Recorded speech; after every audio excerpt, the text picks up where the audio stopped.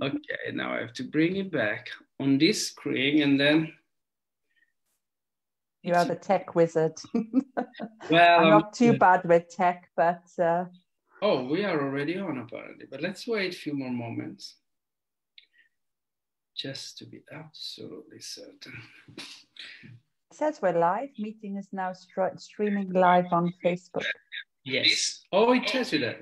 Fantastic. Yeah. Good evening, everyone. We're just gonna wait a few more moments for more people to connect. Okay.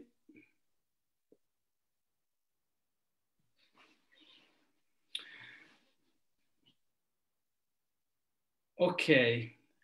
Hello, everyone. Good evening. Welcome to this Facebook Live on Bridges of Light International. Hello, Chiara. Yes, we are live. Hello, Chiara. And thank you, Chiara, for being here. Thank you, everyone else, for being with us for this hour. Thank you that are watching this later on. Thank you, Bridges of Light International, and thank you, Live, and thank you, Mei Flynn. You're welcome. This evening, I had the wonderful pleasure of interviewing Mei. I've known Mei for quite a while now, and she's actually a colleague of mine. She's a metaphysical counselor, also a digital nomad, and she'll tell us more about it. And she's also one of the teachers of the School of Metaphysics. So I teach courses with her. And yes, and she's going to talk to us about how to embrace our imperfections. But as always, I don't like talking too much. You know me anyway. And we want to hear from Mei. By the way, hello, Marco. Ciao. Hello, Sandro. Hello, Walter. Please comment, ask questions. The most difficult questions are always welcome, definitely with Mei. She's very used to them. But we like questions. I'll try to answer. Hello, Francesca. Now, seriously, just ask whatever you want, and we'll have Mei to answer it. But who is Mei? I always like you to say whatever you want about yourself, but mostly, what brought you here? Why is it that Mei Flynn is doing what she's doing? And tell us what you do anyway. Yeah, so thank you for the introduction, and thank you, for taking the time to interview me. Yeah, we've known each other a while, but we only met in February, didn't we, in person? Yes. For the first time when we were teaching. So, so what brought me to where I am? Well, as you said, I'm a metaphysical counselor with the School of Metaphysics and a teacher. But I think most of my life, I've been a traveler and I love traveling, but I think most of my life I was doing it to actually, to find happiness, I was always searching outside of myself for happiness. And when I was working in the Middle East as a nurse, because my career started as a nurse, and I was caught up in the partying and expat life, and as we do, which was fun at the time, but I just felt, something's missing from life. There must be more to life. So then I discovered Louise Hay, Reiki healing. So I did some courses and, trained.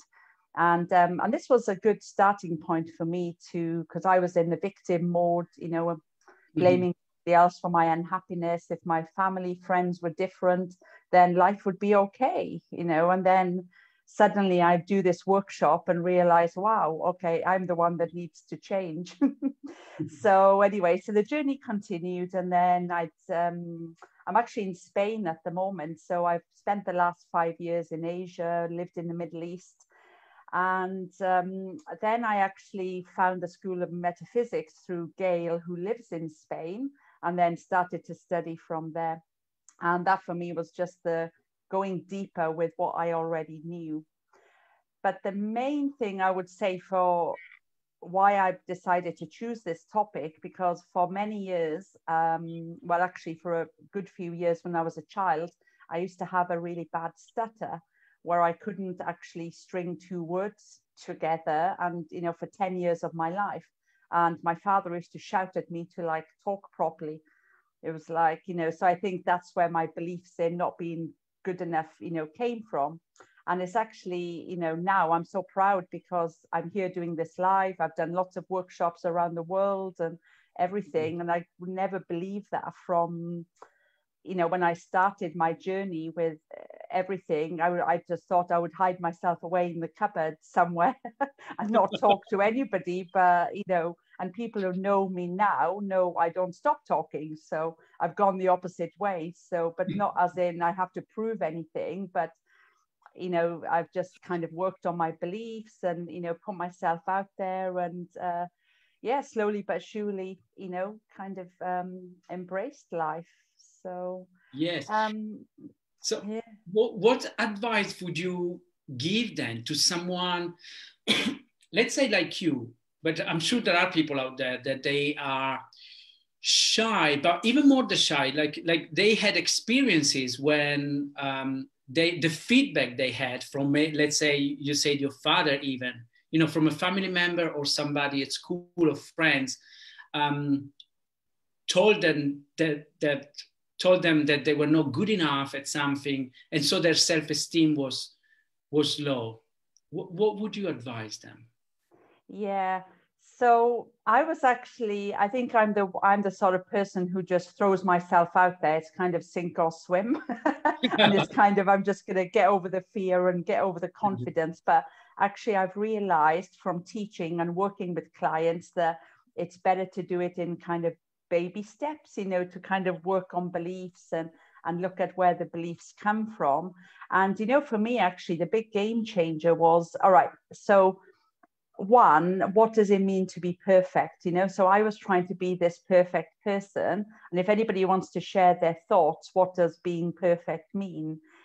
So it's kind of what can be perfect to me might not be perfect to somebody else. And actually, what I find imperfect in myself might be perfect for somebody else. They might resonate with my story where I've come from with confidence and things. So do you know what I mean? So they might actually be inspired by that story. So there's me thinking, oh, I'm not good enough to do something. But, people would like that story or, feel, oh, okay, well, this is something I can overcome as well. Yes. So, so that was something that, so I realized, so what does being perfect mean? So if I asked you, what does being perfect mean to you? We strive for this perfection in life. That's a great question. Yeah, I actually think that, the perfection, well, there's two kinds of perfection, I think. There's what is, I think it's perfect, simply because if it is, it couldn't be otherwise it wouldn't be, so to speak. But I think that kind of perfection is the one that most of the time we don't see, we don't recognize, we don't acknowledge it. And then we take console or refuge into, or we hide behind the mental perfection, which I think is just an illusion, isn't it? Because, it's, as you say, what is perfect for me, maybe it's totally imperfect for somebody else. Each one of us has got such a different standard and way of looking at things that it's an impossible guessing game, I guess. Yeah, and you're right, in truth, me as my true self, perfect, whole and complete, there's nothing imperfect there. But obviously, as we go through this journey in life, we take on the beliefs, the conditioning, experience. I was bullied at school because I had really bad skin. And then, I couldn't talk properly. So, so it's kind of like I became on this journey, I just became more separate, going outwards. And then it was just kind of like, gently, I've just been, connecting back, with who I really am. But we know it's not always so easy to do that. It's easier said than done to say, oh yeah, okay, well, let me connect with a higher power and, perfection comes back. It's not that easy. Yes. Do you know, I'm curious if there was a moment, if there was, maybe there wasn't, but did anything happen, or do you think there was a major event that made something click in you? In other words, when is it that you threw away the concept of perfection because others expected you to be perfect. So you would always be imperfect. And when is it that you actually embraced your imperfection and started to think and believe, well, actually, I am fine as I am? I mean, was there a moment when something shifted in you? Or Yeah, I think he was actually doing the foundation course and Byron Katie's work. And you know, where we, you know, when we like judge ourselves as being imperfect and not good enough, what's the underlying thing? We don't want to be criticized. We don't want to be judged. All right. So that's what we're trying to be what we're avoiding. You know, we don't want that to happen. So we're trying to be perfect, be this perfect person, so nobody's going to judge or criticize us. But never in a million years can we control this.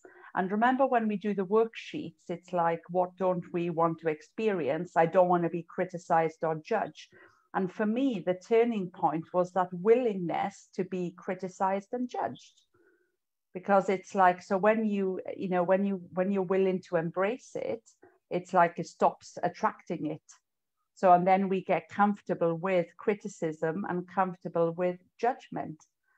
Oh, I see. So you actually went all the way around. You started to look forward to what you were resisting and hating. Yeah, exactly. Yeah. And that was the game changer, because, you know, for example, when I started doing workshops and things, it was so funny because in the first 2 years, I wasted so much energy because I would plan workshops, I would do all the marketing, plan things, and I would secretly hope nobody would turn up because I didn't feel perfect enough to be there running them. And you know, we go through these stories in our head. Oh, well, when I've studied a bit more, I'll feel ready to do it. I'll be perfect. When I've lost weight, I'll be better. Or when I've, you know, so we all go through this, like, you know, when this happens, when that happens. And when we get to this point, we never really start because we're always, you know, the goalposts keep changing. You know, when I feel ready, I'll do this. And, you know, and so actually in the beginning, I was doing this. And then I realized I'm never going to get off the ground with what I'm doing, counseling, workshops, if I keep having this attitude. So then I decided, okay, well, I can't. So then actually another turning point for me was letting go of the need to be perfect and just being authentic and real, you know. And that's what people, you know, people don't want this perfect spiritual person talking to them. They want somebody who they can relate to, somebody that they can connect with. And I think that's more important than trying to be perfect. So yeah, so I was embracing it. And now if people criticize, I mean, they don't criticize, you know, to my face or anything, but, you know, it's kind of, if people don't sign up for a course, you know, there's a negative comment on Facebook, it doesn't happen often. I go, okay, well, that's okay. Not everybody agrees with what I'm posting, but I used to try to avoid that in the, you know, in the past. So when we're saying, okay, so I mean, nobody likes to be criticized or judged, but when we're willing to experience it, it does stop resistance and attracting it. And then you become more comfortable in embracing imperfections and realizing we've got the divine flowing through us. We're doing the best we can. You know, what's happening here is now is as it's supposed to be. Absolutely. Thank you. And yes, as you said, it's, I mean, to be everybody's best friend is just impossible. And there will always be some others. Something in the media, social media world, they call them the haters. Okay, so the trollers. Haters. How do oh no, the trolls. They call them the trolls. Oh, the trolls as well. I didn't know that one. I knew the haters, or yes, which is normal. And the more you are exposed, then the more, yes, there will be people that they attack you, so to speak, that they won't like your message or something. And maybe that could be even be a sign of value in what the message could be, couldn't it? Because if you don't steer something in people, you know, either if you don't inspire them, or maybe you get them to think in a way and challenge their... Yeah, and we always say all attention is good attention, isn't it? Whether it's kind of, you know, people don't like something, it's still, people are, it's bringing, people to your post. So it's getting some momentum with people looking, oh, look, somebody's commented. So it's not always a bad thing. Absolutely. Yeah. And if somebody takes actually the time and the effort to write something because they're not happy about what they wrote, it could be maybe because there's a resonance in whatever somebody, the author wrote that resonate in them. So in a way, it is effective. Does it make sense? I mean, just as somebody, they say, oh, I love that. It's inspiring me. Yeah, it's obviously triggered something in them, hasn't it? That it's gone, oh, okay. So, and they might not be ready to hear something I've posted or, people, but it's actually, it could be something that kind of kicks them into their journey to go, okay, so maybe there's some sense in what she's saying, or maybe not. So absolutely. And maybe sooner or later the penny will drop, so to speak. They'll be going, I didn't like that, but but it seems interesting, and then they kind of follow you again and something else, and things. I wanted to share as well, because I love traveling. I'll share a little bit about my story traveling, because I spent the last 2 years in Sri Lanka. And I think, because this has been a personal journey for me with embracing imperfections, but actually last year in Sri Lanka, there was an exhibition, a Japanese company, and they have a concept there called, I had to put it down, Wabi Sabi. And it's actually about embracing imperfections. And they actually had all these sculptures there, which were all imperfect. So they see the beauty in imperfections. So there was an exhibition of all these things, but they asked me to come and do a talk as well on embracing imperfections, because it linked, in with their whole concept, from Japan. So that was really interesting. And that's where I've loved on my journey, traveling. This is quite an intuitive journey that I take, and it's kind of taken me to lots of different countries. But, just having these opportunities just to talk and share as well. Yes, I remember when I I met you telematically at a distance, but in fact, I think you were in Sri Lanka, weren't you? And now probably. Now in Spain, so now it's kind of my traveling plans have been halted a little bit, but but it's okay, just I am where I'm supposed to be at the moment, and Yes, and I think that's also one of your inspiring messages. Mm-hmm. It is telling people, well, you're actually living the talk, aren't you? You're walking the talk, because you're actually pursuing your dream, your passion, wherever you are in the world.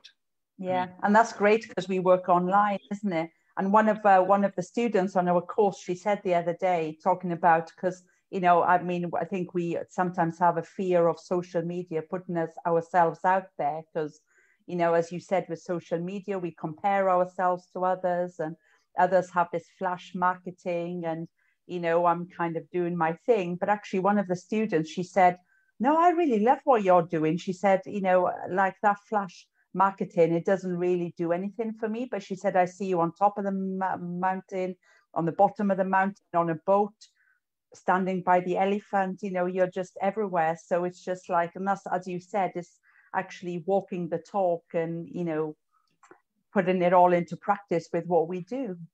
Yes. And I think that's what people really get. I mean, if you were saying something, but if there wasn't an experience behind to back it up, I think, the message is still there, but it hasn't got that power. Yeah. You see what I mean? It hasn't got that potency, let's say, that a word spoken by someone that is experiencing, is experienced what he's talking about. It is received and it lands in others much more powerfully. And that's what we talk about, isn't it? We might talk about, self-love, self-acceptance, embracing imperfections, our true selves, faith, trust. But it's like, you can't learn that from a book. You need to put this into practice. And you know, for me, going back to what you asked earlier, I just took baby steps and, you know, just took the time to connect with myself and, you know, realized all the beliefs I was holding on to, embracing the criticism, judgment. And it's not been an overnight, you know, quick fix, you know, it's just like we're all still work in progress. But the more we actually embrace who we really are, and then the rest of it just starts to fall away instead of trying to like make it happen, isn't it? Like, we can't think our way through this. It's kind of, it's like the onion, isn't it? We just kind of peel back the onion as we go, but it just happens beautifully how it happens, because it's just sometimes such a natural process that we don't really have to do anything, just keep doing the work, what we're doing, you know, making the time for ourselves. And yeah, all the stuff we don't need, all the beliefs that don't serve us anymore, you know, they go out with the wash, go out with the wind, go out in the sea. Yes, you just reminded me. I want to ask you two questions now. And also, Okay. because guys at home, what are you doing? Ask questions. Take advantage of us having Mei here. So, but I don't see any question. But I'm going to read the comments, and I'm not going to say, I'm known for the one that could spend the whole hour saying hello to people when I see them here. Anyway, hello, We'll just say hi to everyone. Hello, Rocco. Yeah. Oh, hello, Debbie. Debbie, she's writing, May, your story is an inspiration. Yes, it is. Thank you, Debbie. Great to see you. Hello, Nicoletta, Rosanna, Marina. Hello, Marina. Ciao. No question. Yes, Debbie is writing, yes, May walks the talk. Yes, yes. Yeah. Okay, I got two questions. One is I'll ask you the first one and then the $1 million question. But before we get to that one, you mentioned who we truly are. Mm-hmm. Who are we truly then? I don't know. Who are we?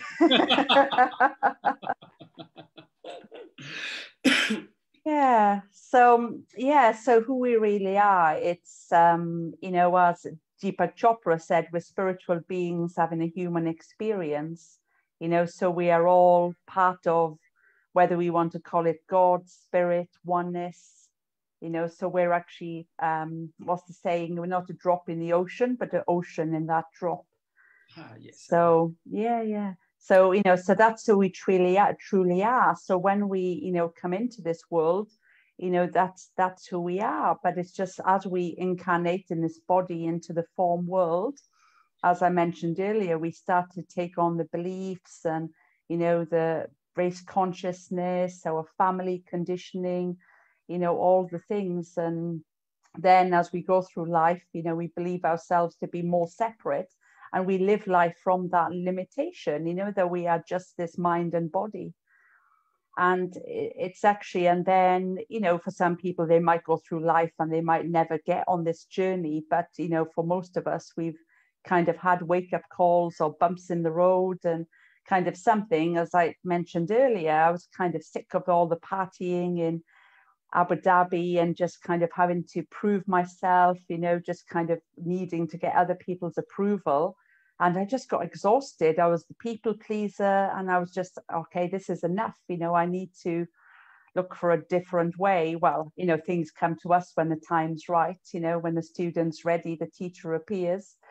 And, you know, this is what happened. And then it was just a lot of synchronicities happened with, you know, courses and things.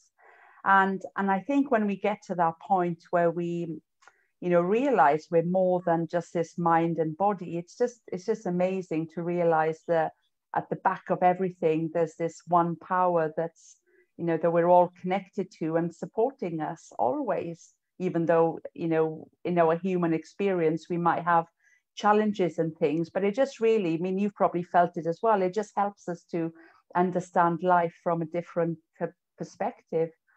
And, you know, I know for me, for sure, before I started doing metaphysics, actually, I was always, you know, like this planner and always trying to control life and everything. And then it was like the last 5 years when I separated from my husband.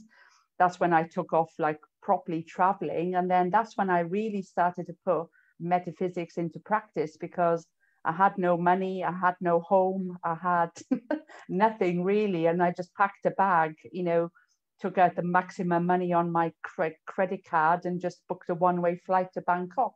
And, you know, this was really putting the faith and trust into what I know, and knowing I'd be supported. Obviously, we can't sit back and wait for the universe to like make things happen. We still have to take action. But, you know, my intuition was guiding me the whole time. And really, at no word of a lie, if I could have planned the last 5 years on my trip around Asia, traveling to like 10 countries, I couldn't have planned it any better. But I never planned anything. It was always intuition guiding me to where to go next, even if there was a lot of endings, you know, in the way with jobs and things.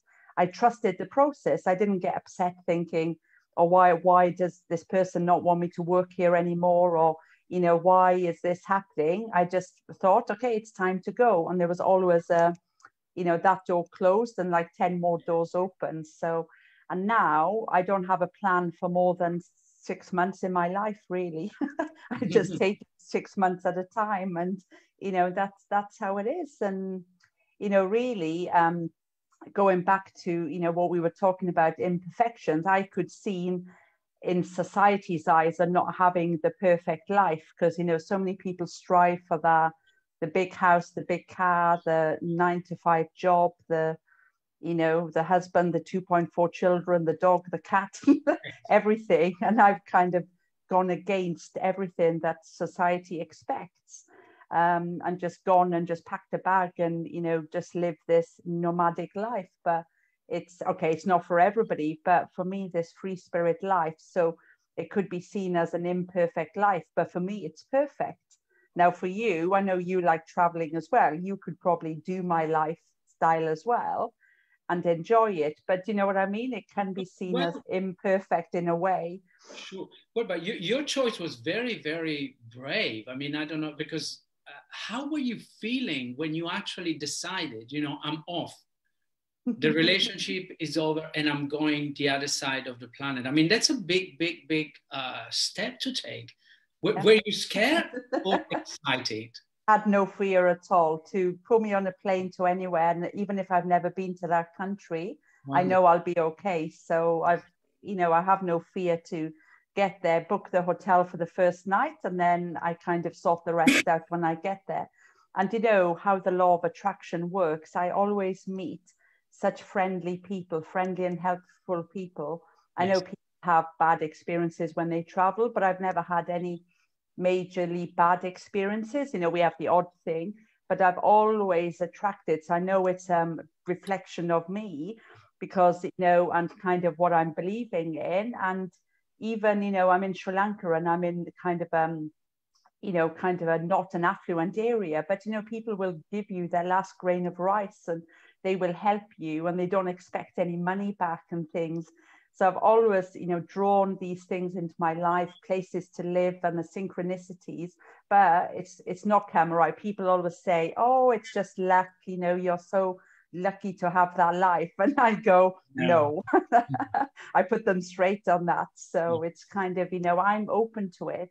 And this is the difference when we live out of the limitation of our minds, or we believe in the, you know, the unlimited universe. And when we, you know, realize that we're not limited, we block ourselves with abundance and opportunities and work relationships.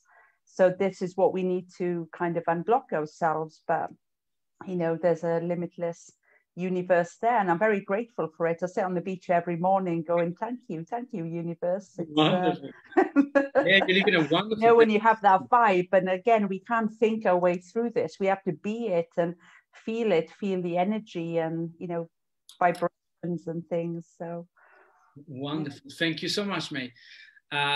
Truly inspiring what you're saying. But I was watching briefly every now and then with the corner of my eyes, and I can see some great questions. So, hey, brilliant. Yes.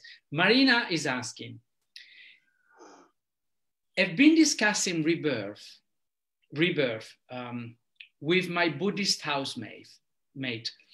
Have you ever had an experience where you recognize you have lived before in another body? No, personally, I haven't. No. How about you? Have you ever had any? Me, well, I had actually, funny enough, it was somebody that I interviewed as well. I think it was 2 weeks ago, Chris Patrick.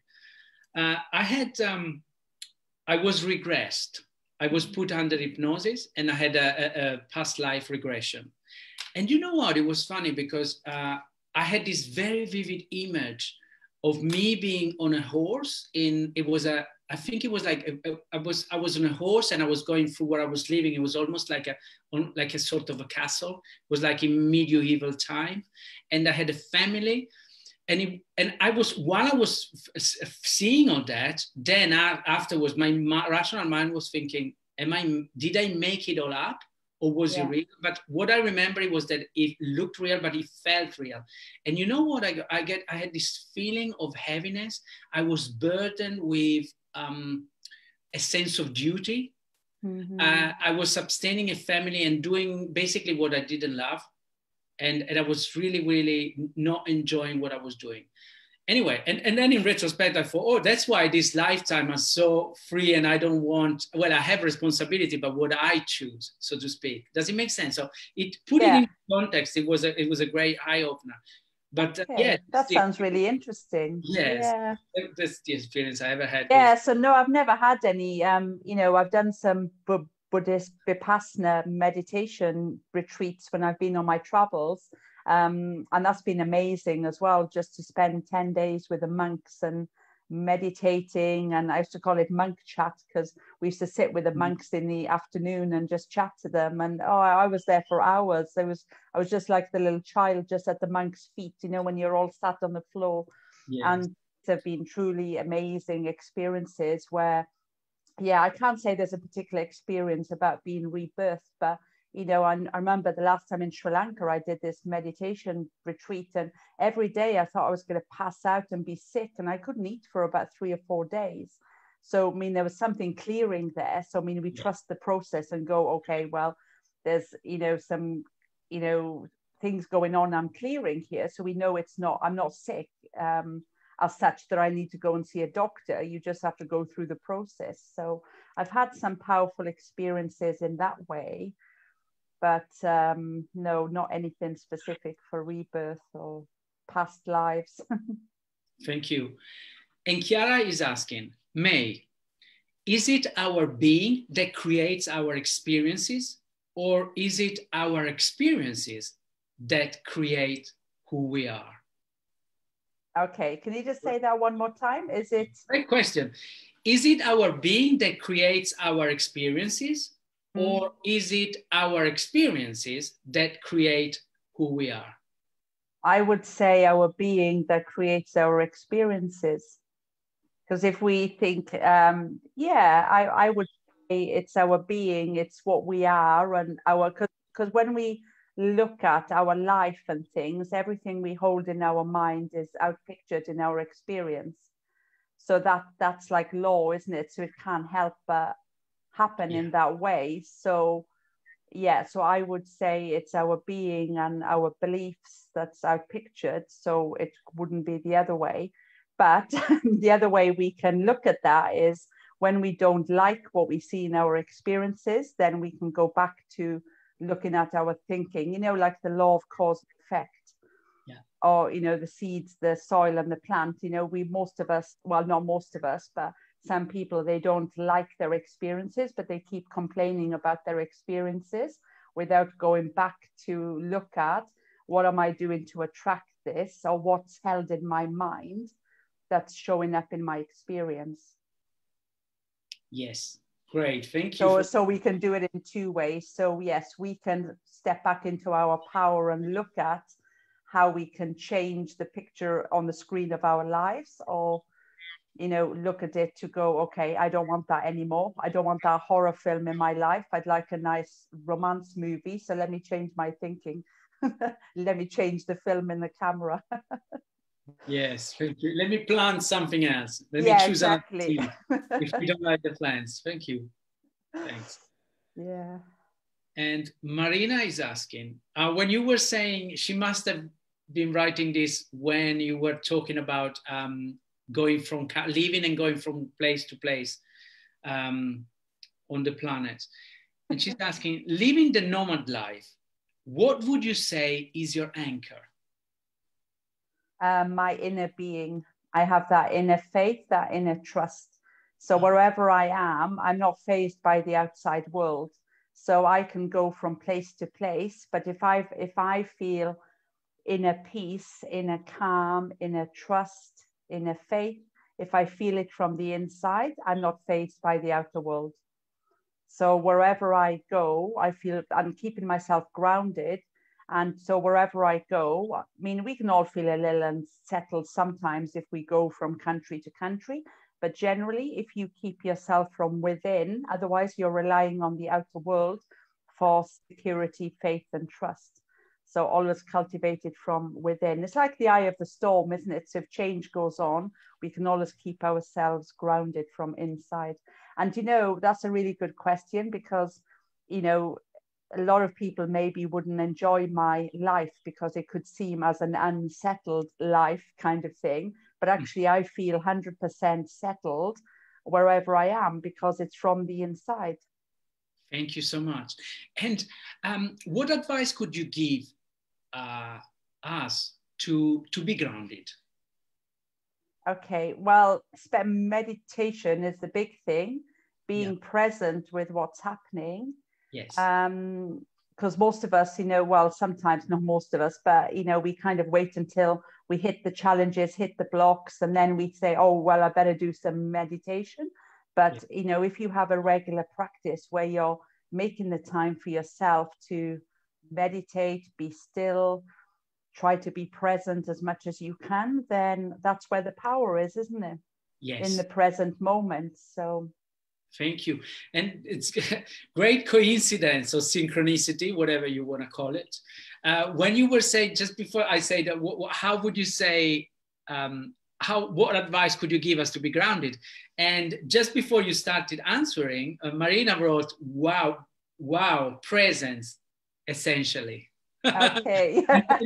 Exactly. Yeah. So, you know, so I'm always, and, you know, when I've been in Asia and these places, I've been in the middle of the jungle and the beaches. So it's actually, I mean, I'm not a city person. I lived in Abu Dhabi for 10 years. So I've done city life. So now I prefer to be more in nature, in the forest, in the jungle. And I lived in one house with monkeys running about on my roof on the trees. And I used to sit, well, I was scared in the beginning when I first heard them because I didn't know if they could come into my house. But, you know, then I used to sit and I used to watch them swing from the trees. And when you are truly in nature, away from like the rat race of life, it's so much easier to be present. And I was just blessed with so many wonderful experiences just to be, you know. So, and that's why I don't really plan my life. I mean, we all have to have a loose skeleton plan. But now I've just learned to be present with where I am, what's happening, what I'm doing, where you know, I don't really think about like too much about the future. Wonderful. Thank you. The future is now, isn't well, it? exactly. Yeah. The past is gone. The future hasn't happened. So be in the now. Thank you. Yeah, Marina says a good point, May. Great answer. And Chiara is asking, and then I'll tell you, but I'll tell you after you answered. I don't tell you now why Chiara is asking this question. Chiara is asking, thanks for your answer, heart. Mm-hmm. And what do you think about near-death experiences, May? Okay, well, I've never had a near-death experience, but if you look at Anita Morangi, and, you know, so there's people who've had these near-death experiences, and I think it's life-changing for people because they kind of see their life at the end, you know, as in like they think everything's over, but then they come back. Yes. So I think it helps people to appreciate life more. For sure, I think it's life-changing for people, you know. And, you know, there's, you know, when we talk about in the courses about, I think Stephen Levine, he wrote the book, Imagine You Had Your Last Year to Live. How would your life change if you knew you only had a year left? And I think this is perhaps it's going off track a bit with a question, but I think it's like, we don't know, life could change overnight, you know, so I always think make the most of life now. And I think this is where I get my attitude from, because anything can happen to any of us. I'm not being gloomy here, but it's just like, you know, we know how life can change. And I'm just always, I live every day as if it's my last, which is probably why I've got debts, because I just like spend all my money. But it's just, you know, we really need to start living life now. And I'm very passionate about this, because so many people, you know, make plans for, or when I'm this age, or when I'm this age, or when I've done this, or when I'm perfect. You know, they wait for things, and it's like, don't put anything off. Do what you need to do now if you can, you know, and spend time with family. Do these things. It's such an important thing. And I've really realized since coming to Spain that, you know, making the time to just do what I want to do now, you know. I mean, I have been doing this because I've been, you know, traveling and things, but really it's something I think, well, from the COVID time now, I think it's something that really has made people stop and appreciate life. And what's that quote that we hear? It's not about wishing for what you can get or something, or being grateful for what you already have, you know, because we've been, you know, brought to that point, haven't we? Yes, absolutely. You're right. Now more than ever. Yeah. It's very real that anything can change anytime, really. Yeah. Now is what we have, and tomorrow we see that for some people tomorrow doesn't come. I mean, so it's either making the most of now, or maybe for something that might never happen. Yeah, exactly. But going back to the near-death experience question, I mean, you know, if we look at like everything's held in our mind is our picture, then somewhere we would have attracted that to happen as well. So maybe it's something that needs to happen for us to change something in our lives. You know, it could be the like wake-up call that we need. So we're not going to consciously agree to like a car crash where we're going to flip over in the car and almost die. But, you know, somewhere we unconsciously would have attracted that. Wow, great. Thank you. I think that's a great answer for Chiara. But I'll tell you why. Because Chiara, and I'll say because Chiara, she went publicly. We had an interview on the Italian Bridges of Light, but she agreed, we're going to do an English interview where she can speak English anyway, but she says she's too shy to talk. But she can write very well. She understands. Okay. So, but if she doesn't want to speak English, I will answer in English. She will talk to me in Italian, and I will translate in English. But Chiara, 10 years ago, she had herself a near-death experience. Okay. While she was having her first child, and for 3 hours they were trying to get her back. They were going to lose her on the operation theater. And she had very, very, very vivid recollection of everything that happened. She saw her granny, and I mean, it's amazing. Yeah. Yes, it's great that, and you didn't know, and you don't even know who Chiara is and anything, but it's great. No, I'd be interested though when you're doing the interviews. Yes, I'll let you know. I will do it. Yes, but yes, I would like to share that also on the English Bridges of Light, because it's an amazing experience she had. But I love that when you went back to answer the question, you brought in the possibility of her having chosen it, that it had to happen for some reason. And I truly believe that as well anyway, but Interesting to hear her story about, you know, what changed her from that experience as well. Yes. It's only when we read people's stories, isn't it? We don't have to go into it now, but when we read people who have these experiences, it does change them profoundly in a way. So it's like, it's again, we judge things as good, bad, you know, it's like, okay, we don't want these things because it's very traumatic experiences, but sometimes, you know, it kind of brings good things into our lives as well. Yes. But we wish it could be done in a little bit easier way, not exactly. I don't think anybody would want to be almost dead and then and maybe to deal with like, the consequences. Universe, you have to be so extreme. Come on, can you do it in a gentler way? I'm happy with a little bump in the road. I don't need this big experience. Yes. Yes. But we know, everything's for us. It's not against us, so the universe is supporting us. So, yeah. Yes. Thank you. Marina, she's writing, yeah, Chiara's interview was phenomenal. Very, very powerful. I loved it. Yes. Hello, Edel. Hello, Silvia. Ciao. Welcome. Yes. So, yes, Chiara, we haven't decided a date yet, actually. But also because on a Saturday evening, this is the last slot that I have, I think, to do interview. But if it's not going to be a Saturday evening, it's going to be another time. Okay. For sure. So I'm the last special guest then. Yes, you are. Yes, unless there's something else, there's some slots come in. Yes, you're actually the last formal interview that I have the pleasure of doing. Save the best for last. Yes, exactly. So now I have the $1 million question, which it may sound funny, but I love asking this when I remember while I interview people, and now it popped in my head and I ask you, Mei, what is the meaning of life? To live life now. What? Well, I love it. Okay, my favorite phrase have to think is love life, live life. Love life, live life. Thank you. So the meaning of life is to live now, to love life and live life.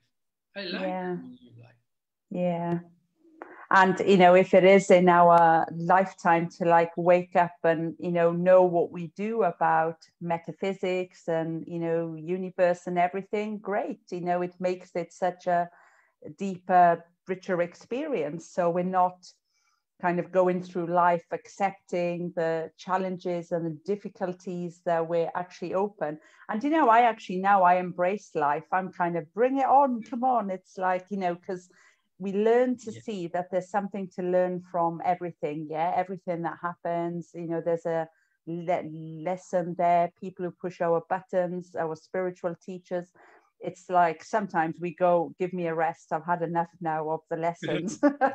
But it's actually when we kind of flow with life and things happen, it's kind of they're not such big things, and I just really embrace life and love life and go, come on, bring it on. It's I'm open to whatever's meant to be. So and I think so don't hold back, do what you want to do, get on that plane.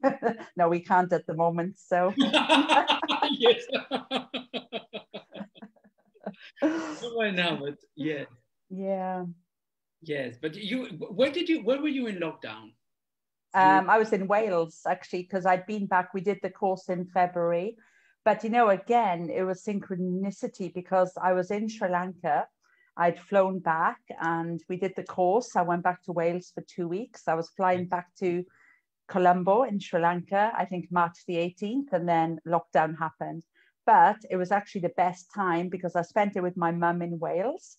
And then through that time, I kind of thought, maybe being back, Spain's always been calling me back. It has for a while, but I was working on some things in Sri Lanka and I wanted to see them out. And then the thing is, I didn't think about it. I didn't think every day, what shall I do? Shall I go to Spain? Shall I go back to Sri Lanka?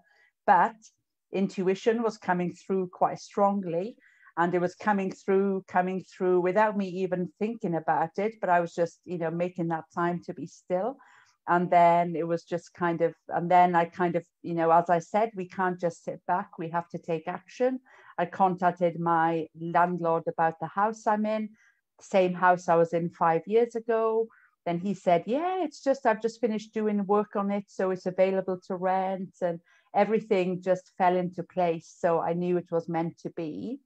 And, it just seemed like the perfect move. So had lockdown not happened, I would have gone back to Sri Lanka, which would have been fine. I would have trusted that would have what was meant to be at the time. But actually, because I've been traveling for so long, I think I felt disconnected from family and the UK. So this kind of forced me to stay in the UK. If somebody had said to me, you're going to be in the UK from March till June, or yeah, March till August, I'd have been, no way. No, I need to be in a hot country. It was kind of, I was grounded. Okay, I was talking about being grounded earlier, but I was actually forced to, be still because all the planes were cancelled. Everybody couldn't move. So it kind of forced me to be in the UK. And maybe I felt maybe that's where I needed, to be there. So quality time with family, then I've ended up in Spain. So wow. Thing was, yeah. Fantastic. But that's a great demonstration of having an attitude of allowing things to happen and embracing what comes, which, wow. Yeah. And that's the thing. I think it's hard for people because when we say I'm allowing and accepting, so it doesn't mean that we have to like what's happening. All right, about what's happening now with the pandemic or something happens, but it's just like we get stuck. If we're not accepting what's happening, then we stay stuck. So it's the balance of accepting, but not saying I like what's happening, but it is what it is now. So what's the choice? I stay stuck wishing things were different, so I'm suffering, or I'm accepting, going, okay, so this is what's meant to be for me now. So I think allowing, accepting is, it's hard sometimes, but I think, I was very accepting actually from the first day. I was like, okay, this is where I am for the foreseeable future. I didn't even know how long, because nobody knew how long lockdown was going on for, but it worked out perfectly. So, yeah. Thank you. And Marina is asking, do you know what you're doing for the next 6 months, Mei? And then she's writing afterwards, hope this is not too personal. Oh, no, it's actually okay. I don't really. I mean, I know probably for the next 6 months up until end of June, because I rent my house in Spain until then. And then after that, I don't know. And that's the honest truth. So, so I'll keep everybody posted in 6 months. But I think I'm going to probably stay in Spain. But really, I don't really plan that far ahead. I'm open to anything that happens. So, yeah. Wonderful. Yeah, it is a good question because, Yes. And then Marina is also writing, you were in a hot country then. UK has been so hot just for you. Well, we had the heat wave for the 6 months I was there. So the universe had my back again. It, gave me nice weather while I was there, and we were able to go walking every day. So actually it was brilliant. So, not the reason it was happening, but the time and, so yes, coming from a hot country, that's why I wouldn't imagine to stay in the UK for that long. But yeah, I was blessed with the weather. So yeah, I brought the weather with me from Sri Lanka. Yeah, you did. Yeah, I was in London as well during the first lockdown, and yes, it was amazing, wasn't it? The weather. Yeah, we had great weather, Easter time and March, April. It was just brilliant. So, yeah. Yes, absolutely. And Mei, if somebody had told you when you were, let's say, 20 years old, which is probably 5 years ago, but anyway, yes, if somebody told you 5 years ago, I love you, Luca. you will be living in so many different places, and you will have this attitude of not being where you'll be living in the next 6 months. Would you have believed it? No, probably not actually, because at that time I was more of a planner. I was traveling a little bit because I went to work in the Middle East when I was around 30, I think. But no, when I was 20, I was like the party girl. That's all my interests was to dance on tables. And, that was my life. So it's, and, I was really a controller. I wanted to control everything. When I was with my husband, I was obviously had the feelings of not being good enough. So I'd be planning, making sure I was going back to the imperfections, perfect, trying to be the perfect wife and planning everything, but actually it was exhausting as well. So I think when, you know, then when I started traveling, I was like, okay, so I can just go now. And, you know, and that's when I just embraced that free spirit side. And I remember when I did split up from my husband, I had my exams, my practitioner exams 6 months before he ended things. And the exams were coming up in 6 months' time. And I was like, oh no, I don't need this going through a divorce. But actually it helped to keep me focused and to realize, okay, so I need faith and trust now. So that's when I started to, I think actually you asked me this question before, I think that was a key time actually thinking about it. You know, I could have gone, right, well, I'm not going to continue studying, but it actually kept me focused, knowing, right, there's a greater power here. I'm guided, supported, keep the faith, keep the trust. And, you know, and I got through it all. And then I went traveling. And then, so I think that was actually a key time as well. Because when you're with somebody and you're financially dependent on them, you have a big home, you know, everything's there. And then it's like the carpet's been pulled out from underneath you, where I didn't really have work, money, plan, anything. So, you know, so it was really a kind of, okay, let's cultivate this faith and trust and know, okay, I'll be okay. And it was just funny actually how things, even on my travels, you know, when I was at this place in Thailand, you know, I wasn't going to work at that point, but I thought, oh, let me do like workshops and things. And, you know, so I started putting like little post-it notes, heart-shaped post-it notes on posters around the little town I was staying, and people just came for the workshops. And, you know, and it was just kind of, that's when I started to work and build my counseling practice from this little tiny hippie town, you know, on the Thailand-Myanmar border. So it was amazing how, you know, when I didn't plan to work, but I thought, let me put it out there. If I meant to do something, people will come, and the people were coming. I remember one day I was doing this workshop. I didn't even have enough folders for people. It was, I didn't expect so many people. So, you know, so yeah, so it's, you know, so I've always been, you know, had the universe providing for me, even when I've been on the edge financially, going, right, okay, so do I have to call my mum now and say, can I have a loan? But, you know, something's always coming my way. Now I don't like to live on the edge. You know, it's nice to have a little bit of money in the bank, but I've kind of built that up now.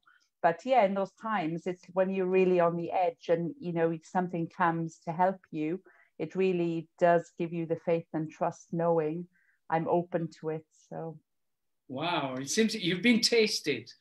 Or exactly. I mean, Yeah. said, your faith has been tasted a few times, but you was raised up to the challenge. Apparently, I mean, you just went right through whatever it was. And well, again, if you're open to, you know, if you know that we're part of this greater power, or am I going to have this fear and lack mindset of, oh my God, I'm going to have to fly home. Oh my God, you know, I haven't got enough money. Where am I going to live and things, you know? So I knew, okay, everything will be okay. You know, even if I sleep on somebody's floor or something, or I'm doing an exchange program like volunteer, I know I'll always be okay. And I still believe this, I'll always be okay, whatever happens. So, yeah. Wonderful, thank you. And you do quite a bit of, quite often you do like self-awareness courses and... Yeah, so I did actually. So lockdown for me was like really busy because it was, you know, I know a lot of people struggled with work and lost their jobs, but, you know, we were actually helping a lot of people as well. And we ran the extra course, didn't we, in April? But I did a couple of 6-week intro to self-awareness courses. And that was nice because people had the time, people were struggling, and it kind of gave people a focus every week, because it's not just the notes, you know, we have the Zoom calls as well. And it was just actually a place for people to meet and share and, you know, talk about these things as well. So I ran 2 of the courses back to back. So that was, you know, something I wouldn't have done had I not been in lockdown, because I probably would have been traveling somewhere, but I couldn't travel. So it was like, okay, let's do some work. Let's do some extra courses instead. So so if anybody is interested, look up for Mei Flynn in a Facebook page, because you always advertise whatever you do there anyway. Yes. So so I'm probably going to do one now in February, probably. Mm-hmm. Yeah, sometime in February, March. So just to kickstart 2021 to see if we can make it a bit better than 2020. Yeah, we are open to a better year. Yeah. Yes. May, guess what? The hour is up. Oh wow, that went so fast. Yeah, it flew by. Yes, absolutely amazing. By the way, I see, hello Natasha, I don't know if you're still here. Hello Wendy, Wendy's here. She's saying, what an excellent interview. Thank you, Wendy. Thank you everyone, and thank you for the questions and comments. And yes, thank you everyone. And thank you so much, May. Thank you so much as well for interviewing me. It's been great. Pleasure having you here, and I'll see you all later on, and I wish you all a great evening. Okay, thanks everyone. Ciao.